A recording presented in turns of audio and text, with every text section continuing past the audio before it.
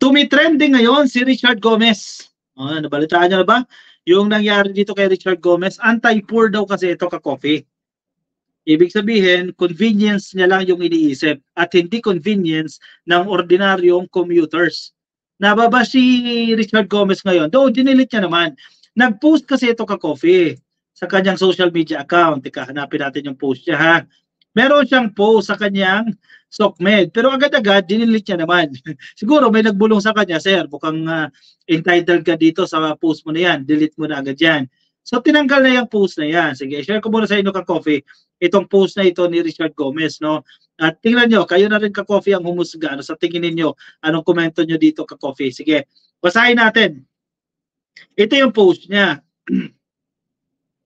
Verified yan ka-coffee, Richard Gomez. 2 hours in EDSA traffic and counting. Totoo naman, traffic naman talaga sa EDSA. Huwag ka nang manibago. Kung ikaw ay laking EDSA o laking Makati, Quezon City, na dumadaan ng EDSA, lagi talagang traffic yan. May mga instances lang yan na medyo maluwag-luwag. Pero ngayon, traffic talaga yan. Lalo pang magiging traffic once na sinimula na po yung enhancement dyan sa Guadalupe Bridge. Naku, mas mahaba-haba ang traffic yan. Anyway, sige, going back sa post ni Goma. 2 hours in EDSA traffic and counting. From Makati, Ayala, nasa SM EDSA pa lang ako up to now. Up to now. 2 hours na siya naghihintay sa sasakyan niya. Hindi ko alam kung may driver siya o siya nagdadrive. QC ang punta ko. 1 or 2 hours pa ba? Question, exclamation mark. Ilang bus lang ang gumagamit ng bus lane. Bakit hindi buksan during heavy traffic para mas lumuwag ang traffic? Agree ba kayo? Nabuksan yung bus lane na yan? Nakasubok na kayo ng bus lane? Kung hindi pa, lalo na yung mga OFW natin nakikinig, sobrang effective ng bus lane na yan. Ang ideya kasi nila dyan ka-coffee, by context, no? Halimbawa, sa sasakyan kayo lahat, nakakotse kayo lahat, di ba? Halimbawa, 6 na kotse. Ang laman ng kotse, tag-iisa lang, driver. Sige, sabihin natin 2, minsan may angkas sa kotse, no? May isang side passenger. 6 na kotse, 6 na tao lang. Pero yung nasasakop niyang space sa kalsada, imagine mo 6 na kotse, ang lawak, di ba? As compared sa isang bus, ilan ang pasahero niyan? 20, 30, marami-raming pasahero yan. Ang purpose ng bus lane, one of the reasons kung bakit ginawa yan ka-coffee, nagkaroon sila ng studies dyan, para maingganyo ang mga commuters na instead na magdala kayo ng sasakyan, dahil nagdadagdag kayo sa traffic, mag-commute na lang kayo. So ayaw namin mag-commute kasi traffic din. So para hindi kayo masyadong matraffic, bibigyan kayo ng designated lane, dyan lang dadaan ng bus. May mga stop point lang yan ka-coffee. Hindi basta-basta para ka, bababa ka. Yung explanation to para sa mga nasa ibang bansa. So may mga stations lang yan na humihinto at doon ka bababa. Mabilis talaga kasi walang traffic. At mahigpit ngayon ang MMDA. Noon kasi may mga nakasisingit-singit pa dyan mga naka-red plate. Ngayon hindi na. Kasi mahigpit na sila at madalas tumitrending sila online kapag dumadaan sila dyan sa bus lane. So exclusive yan sa mga buses at sa mga ambulance na may mga pasahero. So mga politiko na naka-red plate, hindi kayo pwedeng dumaan dyan. Siguro itong si Richard Gomez, gusto niyan dumaan doon, hindi siya makadaan. Kasi mababa siya, magte-trending siya, even yung senador, bawal dumaan dyan. Diba?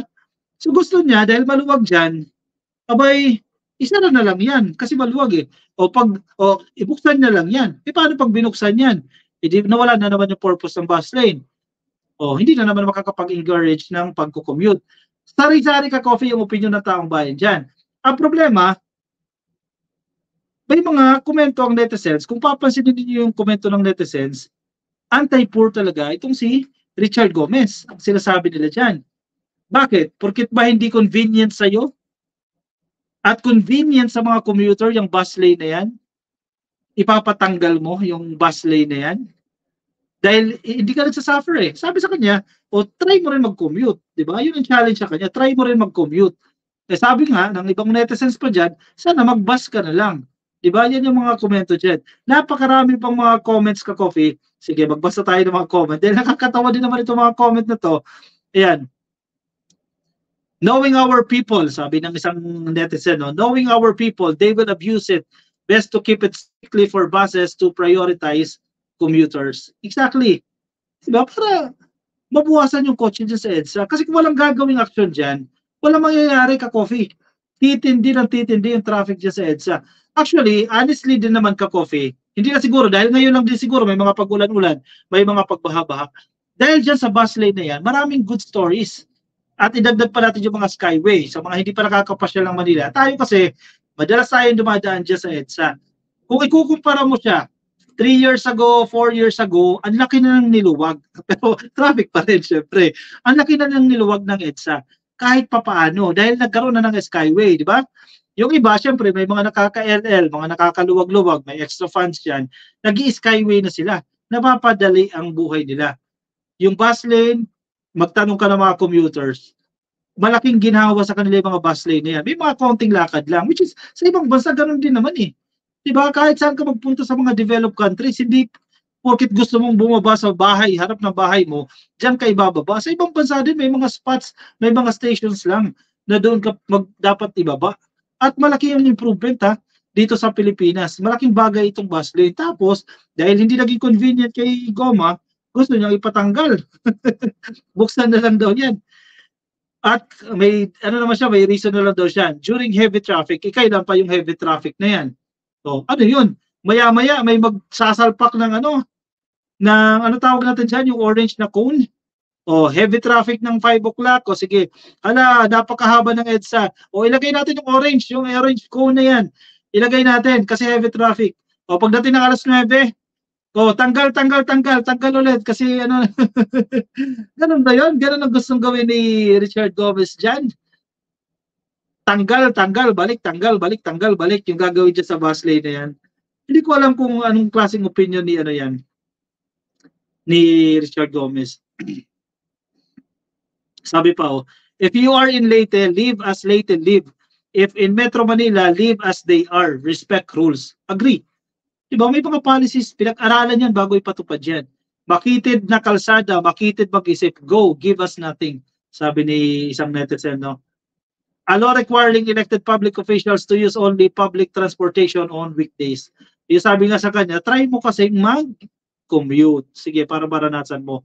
Kasi nga, yung bus lane, siya convenient siya sa mga commuters. Dahil ikaw entitled ka, may kotse ka. Diba? Para hindi magiging inconvenient naman siya sa commuters, magiging convenient sa'yo. Diba? Dapat nga hindi Doon ka sa nakakarami. Doon ka sa mas nasa laylayan kung tutusin. Ayan, dapat daw nag-helicopter na lang daw yan. O dapat daw nag-bus. O halatang village boy.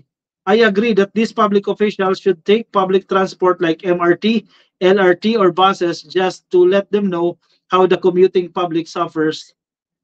Exactly. Try mo mag-bus, Goma. Sana all ngayon lang naramdaman ang normal daily life ng commuters. Sabi ni John Gonzales. Correct. For the longest time, nararanasan na ng mga commuters yan. Pero ngayon, si Goma, ngayon niya lang naranasan. O, di ba? Dapat pasalamat nga siya Ngayon niya lang naranasan yan. Maraming Pilipino. Ang tagal-tagal niyang nararanasan yan. Pas, there are a special guest sa Gadget Addict page na correct. Siya daw ang tatakbong Vice President at Presidente si Robin Hood. Lagot. Ay, nako. Hindi ba nanalo yan? Anyway, napakaraming bash at sige, buti na binura ni Goma itong kanyang post. Hindi mo kasi maintindihan anong pinagsasasabi niya dyan. Bus lane para sa nagmamadali. Isip-isip naman minsan, Goma, sabi ni Cardo Sab. Dapat nag-bus na lang talaga siya dyan. Napabilis pa siya dyan. Marites Paz, good evening ka coffee. Ay, nagsasawa na sila sa mga sinasabi ni Gandang Hari at sa pagmumukha niya ang mga tao. Pagod na sila dyan sa mga pinagsasasabi ni Harry Roque. O siya, sige. Kayo magpapaalam na muna sa inyo ka coffee. Marami pa tayong viewers kayo. 1,947 pa po yung nakikinig sa atin ngayon. But I have to say goodbye for the meantime. No? Thank you everyone sa mga sumama sa atin ngayong Biyernes. Ayan, thank you. Ingat kayo ka-coffee, nasaan man po kayo panig ng daigdig. Kung nasa Facebook po kayo at hindi pa kayo naka-follow sa ating Facebook page, no? Ka-coffee lang yan. I-click nyo lang po yung follow dyan sa Facebook. Kung nasa YouTube, marami tayong mga bagong subscribers, ha? Yung mga hindi pa naka-subscribe, i-click nyo lang po yung subscribe. Nandiyan dyan po yan sa baba. Alright, maraming salamat po sa mga sumama. Ingat kayo ka-coffee. Nasaan man po kayong panig ng daigdig. Bye-bye. See you again tomorrow. Good night, everyone. Oy! Ma'am Carcleia, ma'am, pa-end na tayo. Nag-send pa sa atin ng super sticker si Ma'am Carcleia. Ma'am, thank you so much. Pahabol si Ma'am Carcleia. Naka-live ka ba ngayon? Kanina naman parang nakita kita na naka-live. Ayan. Thank you Ma'am Carcleia sa iyong pa-super stickers. Hindi man kita binoto Mr. BBM pero para sa akin malaking tiwala ako sa iyo. Pinaka-smart ka talaga ng presidente, sabi ni Silvestre Igoy. At tahimik lang si PBBM. In fairness tahimik lang si PBBM. Antayin ko lang maubos itong ano ni Ma'am Carcleia kasi nakakahiya. Ma'am, pasensya ka na, patapos na sana tayo ha. Antay ko lang maubos itong may color kasi yan, may color pag nag-send ng super sticker, no? Jing Florento, hindi ako na shoutout. Ayan, na shoutout ka na. Ma'am Jing Florento, ayan, shoutout po sa inyo. Ayan. Sorry, I'm late. Okay lang, Ma'am Carcleia, no? Sana huwag kalimutan ng mga elected public official na sila ang dapat mag-isip ng mga makabubuti sa mga netizens, hindi ang mga pansarili nilang kapakanan. Exactly. Ang problema, hindi yan pumapasok sa isip ni Richard Gomez ng pinost niya. Yan, at least nabulungan siya dyan. O, pare. O, tanggalin mo yan, mababash ka dyan. Ayan, nangyari na. Sa bilis ng mga netizens mabilis nilang ma-screenshot yan at lalabas agad sa balita yung ginawa nila yan. Ador Berador, shoutout po sa inyo, ka-coffee. Ayan, mag-shoutout na lang ako sa inyo, ka-coffee. Then, ubos na yung ating topic. Iubos na lang natin itong binigay sa atin ni Ma'am Carcleia. Galing daw kasi sa Lazy Boy ang sofa na pinabibili ng kwek-kwek ng Davao. Si Shiminit, sabi ni Dora Elo. Kaya mahal, no? Joel Carino, good night po sa inyo. Evangeline Herman, good night din po sa inyo. Ha? Thank you po sa mga tumutok sa atin ngayon. Chris De Los Reyes watching from Bulacan. Happy viewing po sa inyo. Ha? Chris De Los Reyes, nandiyan po sa Bulacan. At yung mga nasa Facebook natin ka-coffee. Ayan, thank you everyone. Imelda Ramos, stay safe ka-coffee. Thank you. O siya, sige na. Medyo mahaba-haba pa at maubos itong kulay red na to. Margie Nyangkar, shoutouts from Caloocan. Sige, good night na everyone. Ma'am Carcleia, thank you ma'am. Bawi ako sa mga susunod na araw ma'am. Late ka ng dating. Patapos na tayo. Pero thank you pa rin ma'am ha, sa iyong pa-super sticker po sa atin. O sige po, good night everyone. Ingat po kayo ka-coffee. Bye-bye. Mga kaibigan natin dyan sa California, sa Estados Unidos. Happy viewing po sa inyo at sa mga na-meet natin dyan sa Hong Kong. Thank you. Happy viewing po sa inyo. Bye-bye everyone. Good night.